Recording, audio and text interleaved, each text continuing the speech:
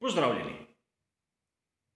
Pred dirko za veliko nagrado Abu Dabija mislim, da je prav, da naredimo še naš običajni zadnji briefing, kjer si bomo pogledali vse tiste zanimivosti, ki nam bodo povedale marsikatero skrivnost za jutrišnjo dirko.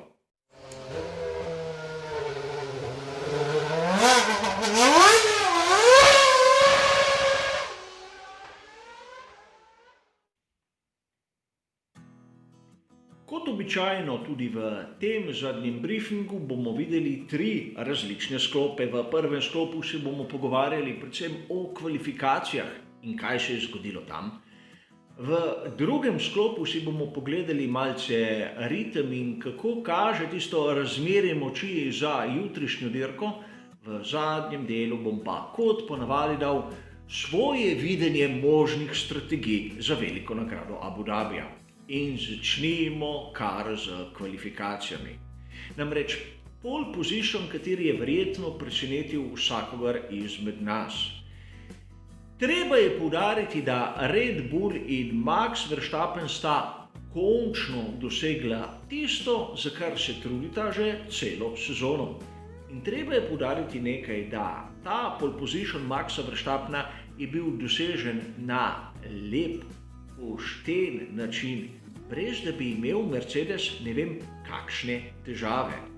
Ni bila za tak rezultat kriva neka napaka pri tovarniški ekipi Mercedes kot hitrost Maxa Verstappena in sposobnost boksov Red Bulla. Treba je poudariti nekaj, pri analizi celotnega hitrega časa boste lahko opazili, da tako Valtteri Bottas kot Max Verstappen ne v prvem, ne v drugem sektorju nista bila ne vem kako hitra v primerjavi z Lewisom Hamiltonom. Šele v tretjem sektorju sta napravila tisto razliko, katera ju je postavila v prvo štartno vrsto. A Max Verstappen je bil za 25 tisočink hitrejši od Valtterija Bottasa, zato zasluženo na prvem mestu. In to nam pove, kako neuporabna je tista pneumatika soft, kajti ukolikor je Lewis Hamilton v prvem in drugem sektorju malce pretiraval, mu v tretjem sektorju je pneumatika dobesedno izgubljala oprijem.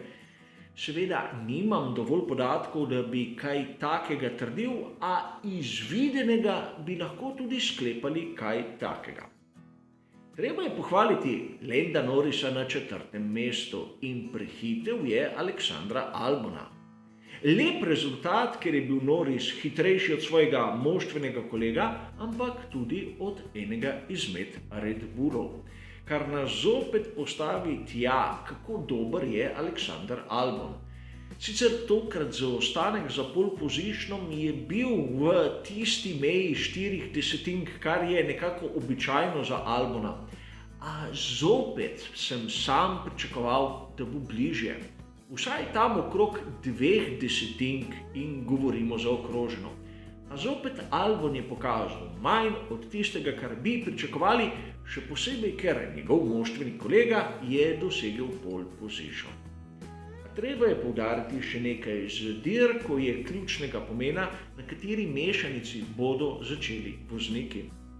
Govorimo seveda o prvih 10 voznikih, kjer smo videli dokaj različen izbor. Po mojih podatkih, preden sem sploh videl kako uradno razpredelnico, na pneumatiki medium bodo začeli pri Mercedesu, tako Bottas kot Hamilton, Max Verstappen in Carlos Sainz.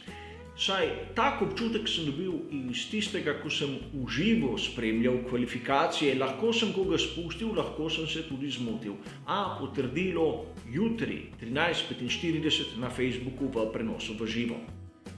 Vseeno vidimo, da je bila pneumatika medium tista ključna za prvo fazo dirke.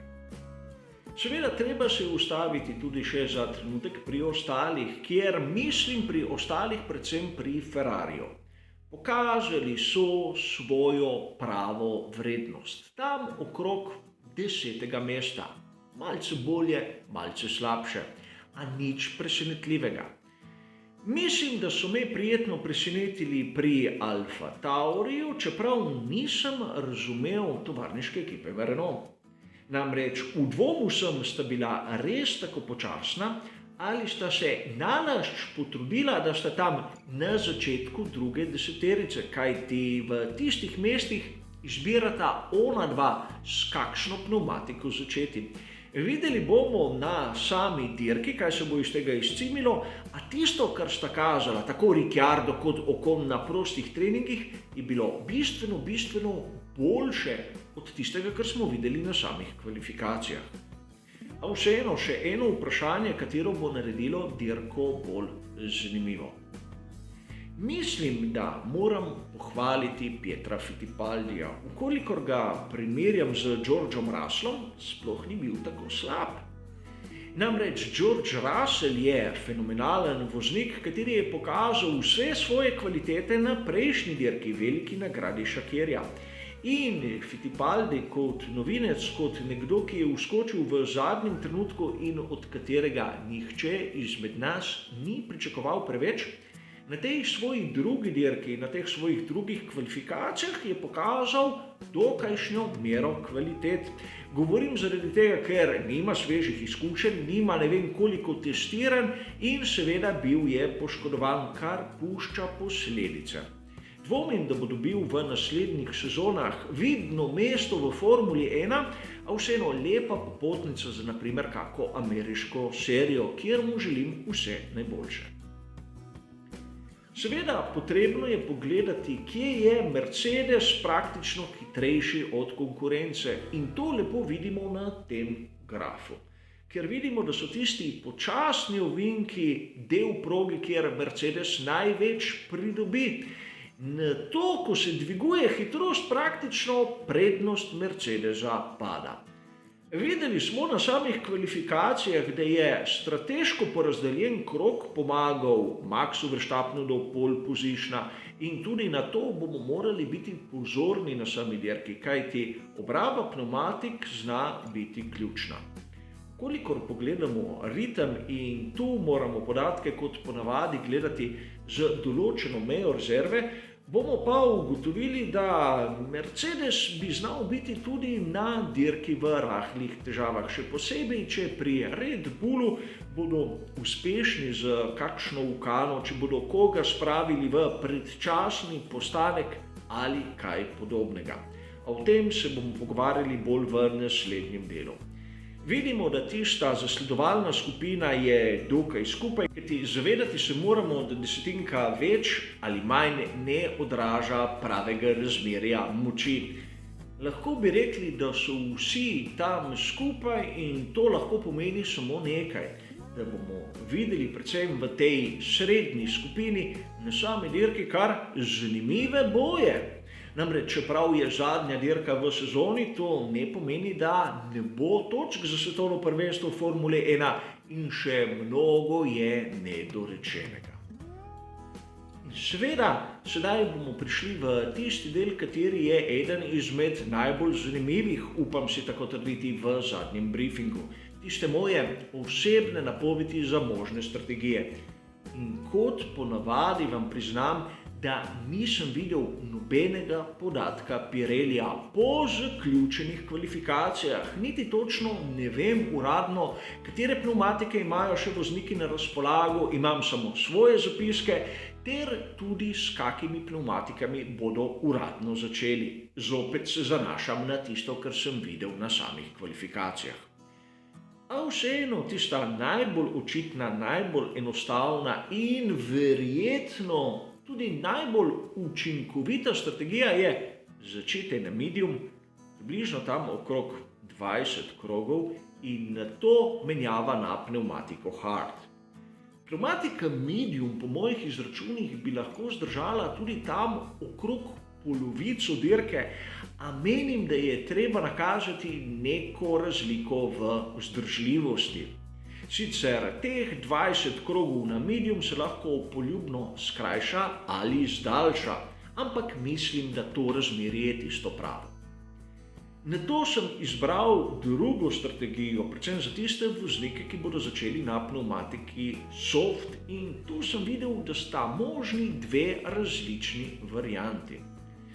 Začeti na soft pnevmatiki, katera bi lahko zdržala tam okrog 15 krogov, čeprav vam moram zatrditi, da po mojih izračunih 15 krogov na soft pomeni bistveno počasnejši ritem kot 20 krogov na medium, da smo si na jasnem, in na to hard za preostalih 40 krogov. Imamo tudi varianto B, kjer naj bi soft zdržala tistih 18 krogov, pa medium 37 krogov. Po mojem osebnem mnenju nobena izmed zadnjih dveh strategij ni tako hitra kot ona prva. In seveda na koncu sem si izbral še nekaj malce bolj agresivnega, čeprav nisem prepričan, da je ne vem kako hitra izbira. Namreč 2 stinta po 15 krogov na soft pnevmatiki in na koncu medium pnevmatika za 25 krogov. Zopet dvomim, da je sploh realna ta možnost, a vseeno mislim, da je treba dati tudi četrto strategijo, tisto, katera ima 2 postanka. Možne so tudi druge kombinacije, naprimer soft, medium, hard, a vse je bolj odvisno od trenutnega dogajanja na progi. Naprimer kakega varnostnega avtomobila, predrte pnevmatike ali kaj podobnega. Lahko bodo vozniki tudi imeli težave z določeno mešanico in zato tokom dirke spremenili strategijo. A kot ponavadi bomo videli predvsem v komentarju, ali sem sploh kaj zadev ali ne. Mi se dobimo na Facebooku stran Badger's Way 13:45 jutri, kjer bomo v tistih 25 minutah si kot ponavadi pogledali vse. Konec koncu tudi tisto, kar je napovedal Pirelli, in primerjali z mojimi strategijami. Vabljeni, da se mi pridružite, kot ponavadi še na tej zadnji dirki, kjer bomo skupaj, upam, preživeli lepo veliko nagrado Abu Dhabija. V vsakem primeru po dirki na YouTubu bo pa tudi komentar, kjer bom skušal zaobjeti v relativno kratkem času vse tiste zanimive in tudi pomembne točke zadnje dirke te sezone. Zadnji briefing, kot ste razumeli, bo pa to vse. Hvala za vašo pozornost in seveda nasvidenje.